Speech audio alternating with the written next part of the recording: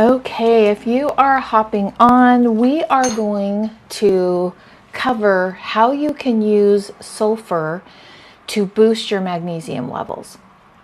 And first, I want to introduce myself. My name is Kristen. I'm a magnesium advocate. I've been helping women achieve cell saturation with magnesium to optimize their vitamin D levels, because you need stored vitamin D being activated to active vitamin D to build that first foundation that balances hormones, that boosts gut function, that boosts brain function, all the good things that we want when it comes to being healthy. And I had a health crash 20 years ago, and I did everything backwards, and it made it so much more expensive, and it took me so much longer. And so my passion and goal at Living the Good Life Naturally is to help women understand when you put your foundation in place, your body takes care of itself. Now, does that mean it cures everything? Absolutely not. But it does make everything easier to put in the past rather than living with the consequences currently. So today's class is how to utilize sulfur to boost magnesium levels, because sulfur and magnesium work together. And I want to share a couple principles with you before we go further into the class. And that is, I have a philosophy that I want health and creating health and maintaining health wherever you might be to be easy. I don't want it consuming my life. And so I want minimum input for maximum benefit. Everything I do, I'm looking through that filter. Minimum input, maximum benefit. Now, all throughout this class, I need you to remember one thing. I am not a doctor. I am not diagnosing. I am not prescribing. I'm not telling you to go and make this little concoction, because I have no idea if it's appropriate for you. I do want you to make a decision for yourself if it's a good fit to boost your sulfur levels this way. Now, through whole foods, when you do, it also decreases sore throat and congestion and cold, because it's so antibacterial, antiviral, because of the basic foods that we're going to be using. Now, truly, the class is about honey and cinnamon. Honey, cinnamon, and water, put it in, mix it together, drink it. That's what the class is. I want more than that, though, because sometimes it worked, but more often than times it didn't. So in this class, we are going to go through the fine-tuned process of what I learned to optimize that honey and that cinnamon, so I got maximum benefit every single time I made that drink. I was missing a few key components in understanding. So if you love geeking out on a little bit of science, using real foods, you and I need to hang out together and talk, because that's what this class is about, is maximizing those benefits. I have another philosophy in that we can scroll so much. We have so much information at our fingertips that we can learn all of these things. And we are now the most educated sick people that have ever walked the planet. I don't want to be an educated sick person. So I have a challenge for you. I want you to take action. During this class is optimal, or after the class. Listen for that one thing that you can take action on. Because when we just gather information, we get stuck in learning mode. And learning mode is a different loop in our brain than creating health.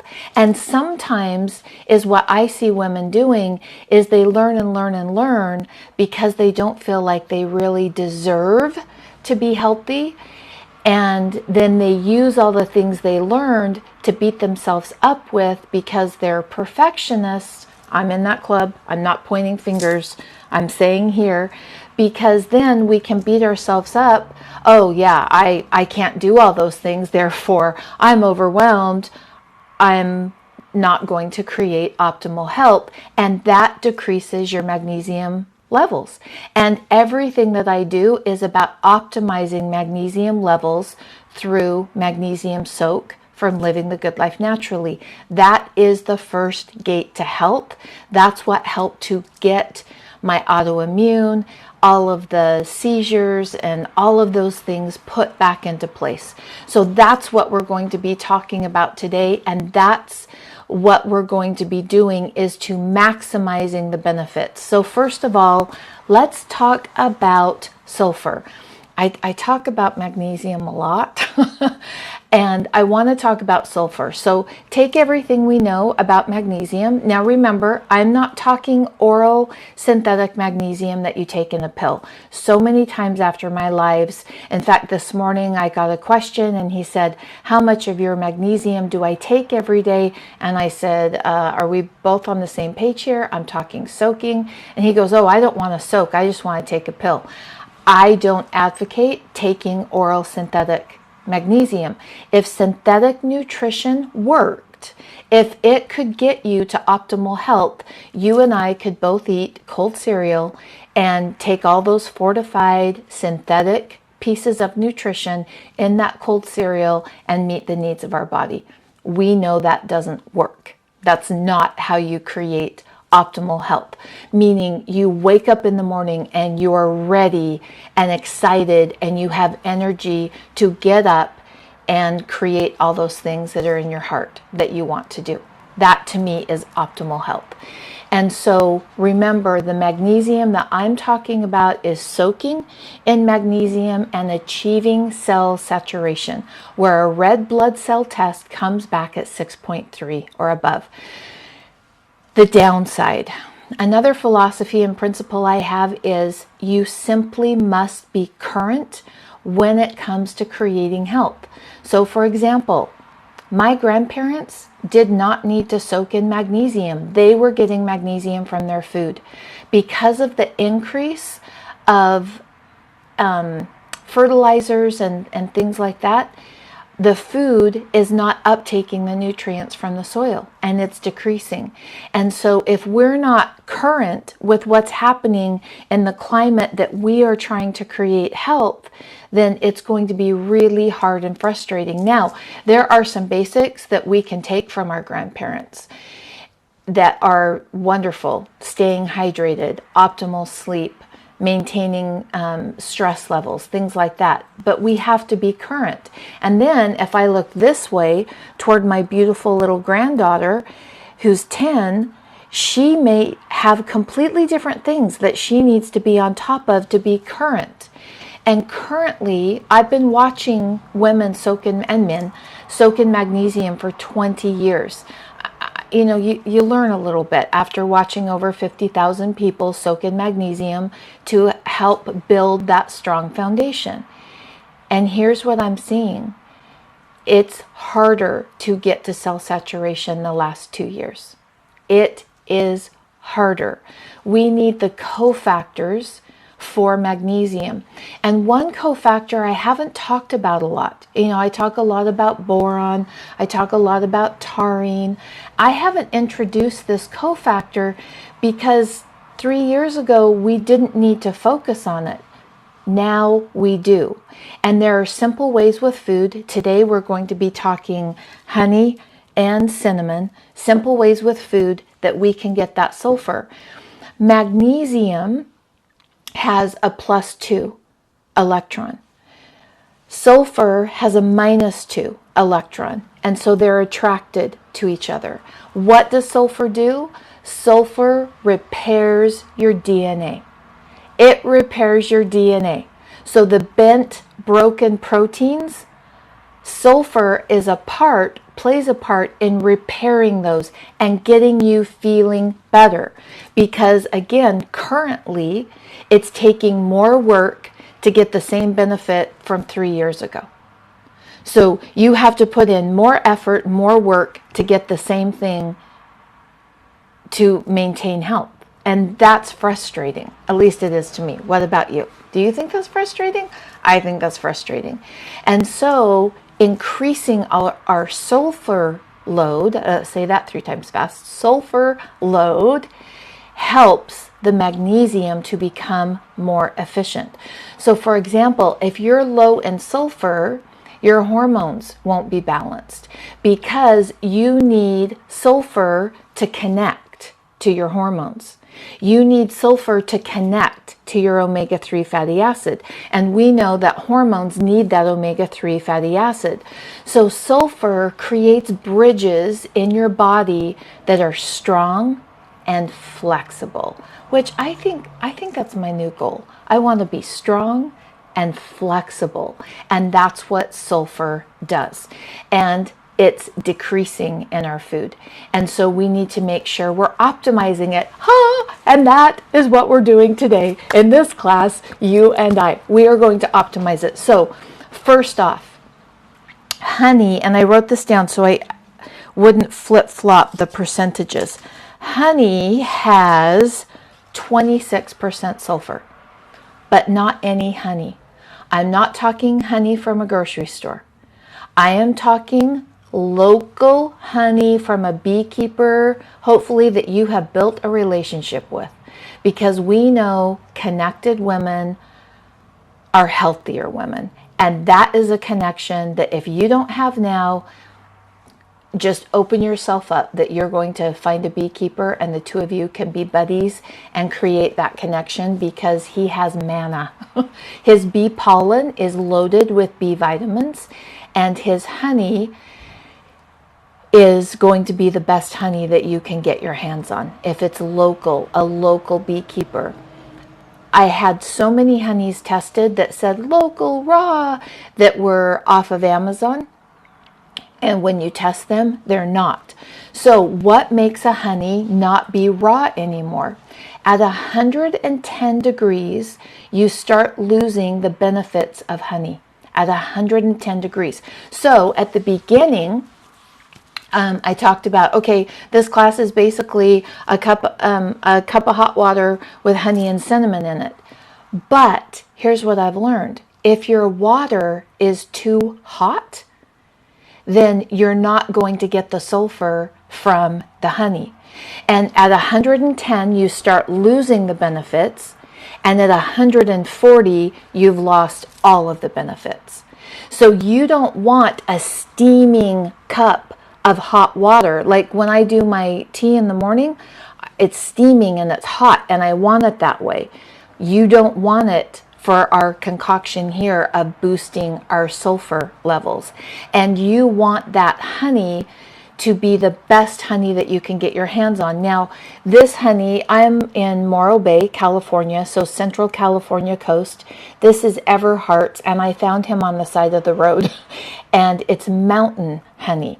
And if you can get your hands on mountain honey, the bee pollen count will be higher in that honey than any other type of honey. This is medicinal honey, absolutely medicinal honey. Then the next thing I want to talk about, and we're going to spend a little bit of time talking about cinnamon.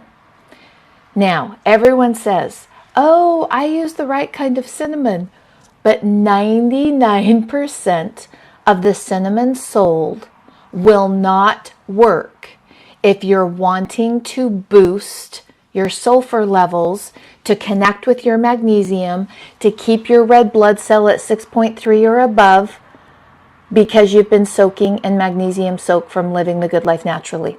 99% of the honey, let me pull that back, not honey, of the cinnamon. So I sent my husband to the store, and opposites attract. He loves a good deal. I don't look for deals. If I find it, I get it. And it's just two different ways to approach things. So I sent him for some cinnamon years ago, and I've just kept this for classes that I teach. Here's what he bought. Ground cinnamon, right? Technically, what I wrote down on the list, he nailed. This cinnamon is cassia cinnamon. And if you open it up, I so wish you could smell that. Like TikTok, get a smell-o-vision. It'll come one day, I'm sure. It's really pungent, like in your face. That's your first indication that it's cassia cinnamon. Ceylon cinnamon is the kind that we want. We want Ceylon cinnamon. Cassia cinnamon is loaded with coumarin, up to 1% coumarin, naturally occurring. They haven't added it, it's just naturally occurring. Coumarin does not contain, cassia does not contain sulfur, and cassia contains coumarin, which increases inflammation. And remember, we're looking for sulfur to decrease inflammation, because when we decrease inflammation, our magnesium levels are more effective, and that magnesium stays in our body with all the soaking that we do in magnesium soak from Living the Good Life Naturally. So we don't want cassia. So the first test is it really pungent and in your face, like just one little sniff and boom, it's there? Ceylon cinnamon has a very delicate scent and flavor. Now, Ceylon cinnamon is grown in Sri Lanka, and it's harder to get your hands on, and cinnamon is filtered. They put stuff in it because Ceylon cinnamon is more expensive. And so if they're selling cinnamon purely because of a profit margin, they're going to mix other things in there. So many of the cinnamons that I've had tested at third-party independent lab testing showed it wasn't 100% Ceylon. Imperfect action creates health. Repeat that with me 3 times if you want. You don't have to. Imperfect action creates health. This class could stress you out and increase your stress levels. Oh my gosh, now the cinnamon I'm buying isn't even any good, and I can't get my hands on 100% Ceylon cinnamon, and I can't find it, and now I can't do the sulfur, and all our food's going to hell in a handbasket kind of thoughts going around. Here's, again, one of my core philosophies. Imperfect action creates health. Imperfect food choices can create optimal health. My goal today is not to stress you out. Now, it's up to you which pathway you take. My goal is to help you understand what to look for to find some imperfect Ceylon cinnamon. And that first thing is the smell, how pungent. That's your first thing. Now, the second thing is, I have a powder here that I bought. I went to Lawson's or Lassen's. I don't know. I'm in Central California, and that's like our Whole Food like type store. Better than Whole Foods though, because it's more locally owned. And I bought this one. Now, I didn't have this tested. It says Ceylon cinnamon, which is what I want. And when I open it, oops, haven't opened it yet. Hold on just a sec. Oh, wow. Oh, smell-o-vision. So, like in your face versus you almost have to sniff twice, and it's very, very mild. So that's another great indication that this cinnamon is Ceylon cinnamon and has less coumarin. Now, Ceylon cinnamon will have a tiny bit of coumarin, but not like a cassia cinnamon does. Another thing that you can do if you're wanting to make sure that you are getting optimal cinnamon is you can do cinnamon sticks. Cinnamon sticks. But there's a difference between cassia cinnamon sticks and Ceylon cinnamon sticks. And then you also need to recognize that Ceylon cinnamon sticks is the outer bark. It's not the highest quality of Ceylon cinnamon because the inside part is so soft they can't send it or ship it in a stick, but it is higher quality. And so the cassia cinnamon stick has big loops. It's like a C, and then there will be another C going the other way on the inside. A Ceylon cinnamon stick, you can see the circles, but they're really, really close together. A cassia cinnamon stick, high in coumarin, no sulfur, doesn't do what we want to do, is a more reddish brown. A Ceylon cinnamon stick is a very soft brown. Now on the sticks, smelling it isn't going to give you the feedback like the powder would. So we're not going to do our smell version little testing with the sticks.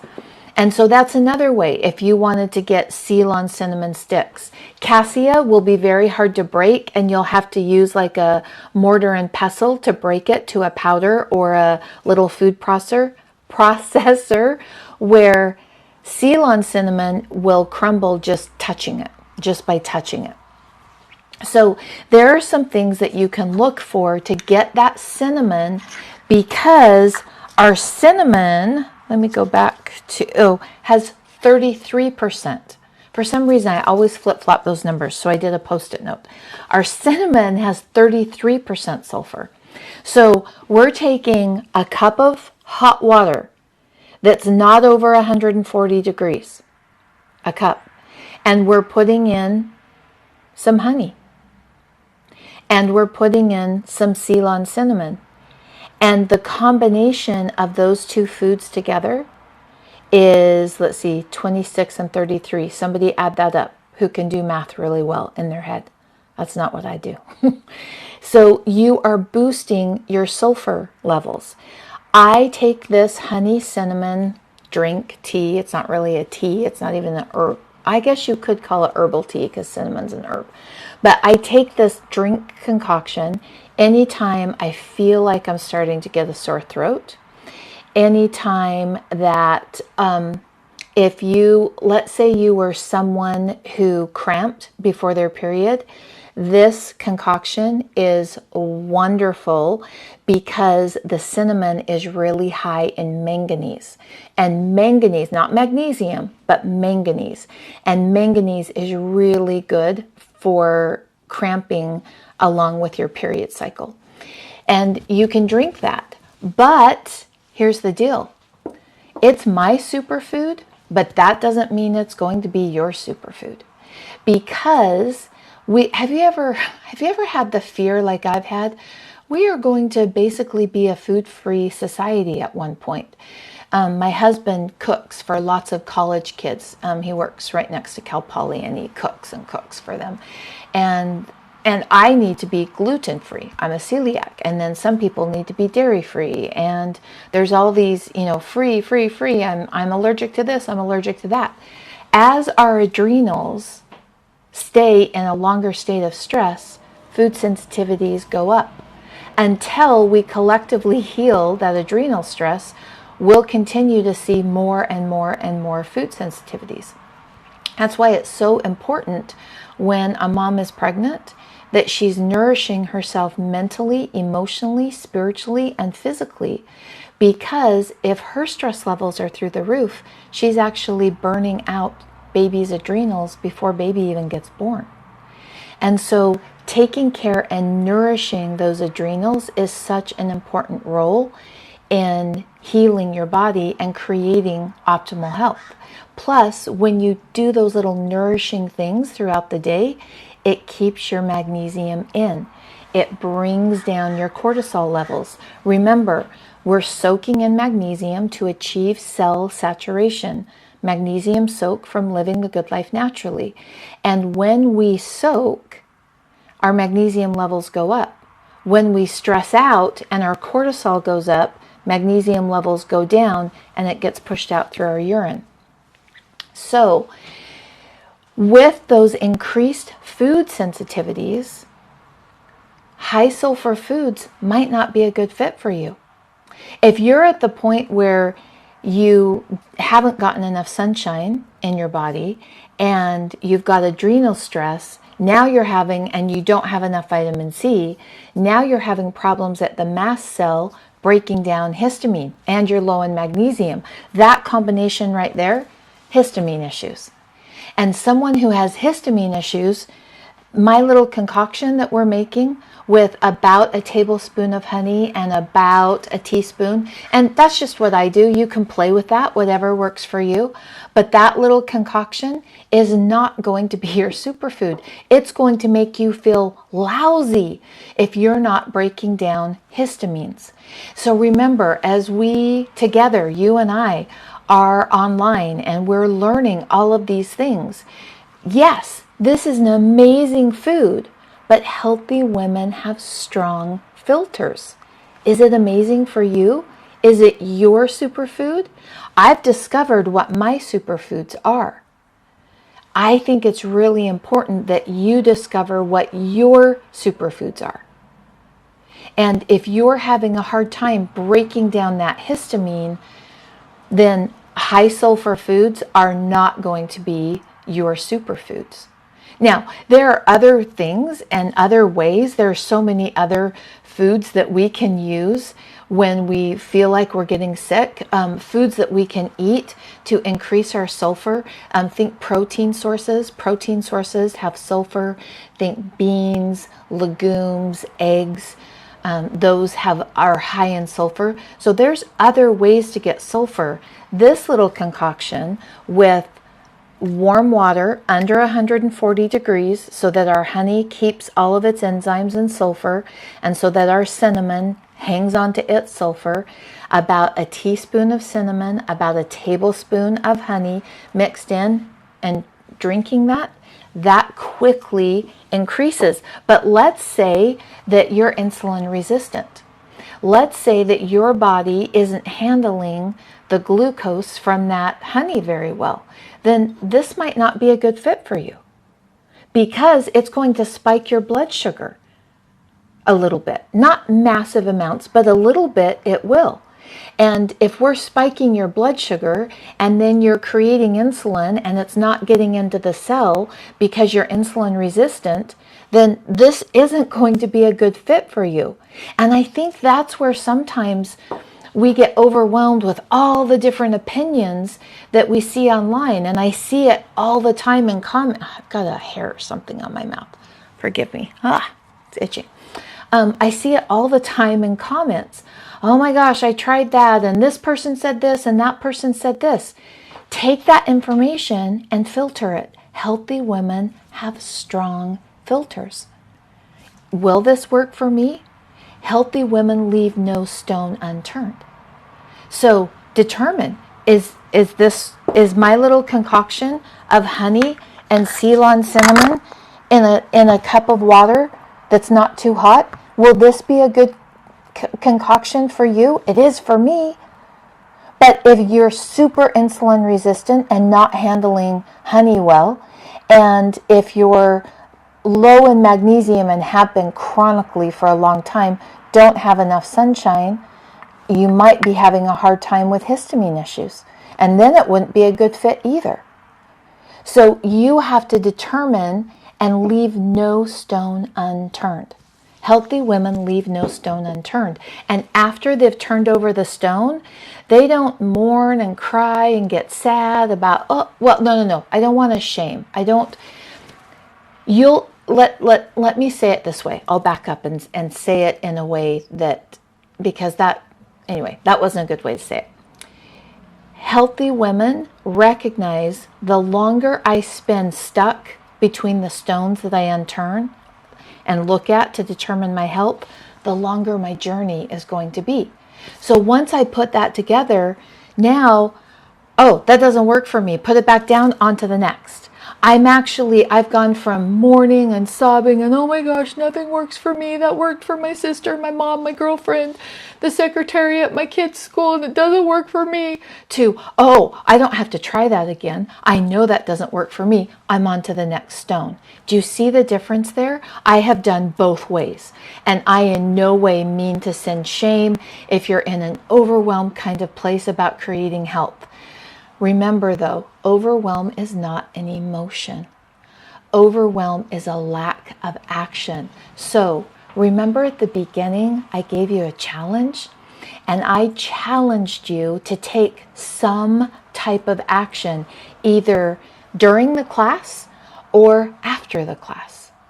So let me know in the comments what your action was. What action are you going to take? Because if we just scroll, you could have the thought, oh, I focused on my health. I have now been talking and talking for 35 minutes. And if you've been here the whole time,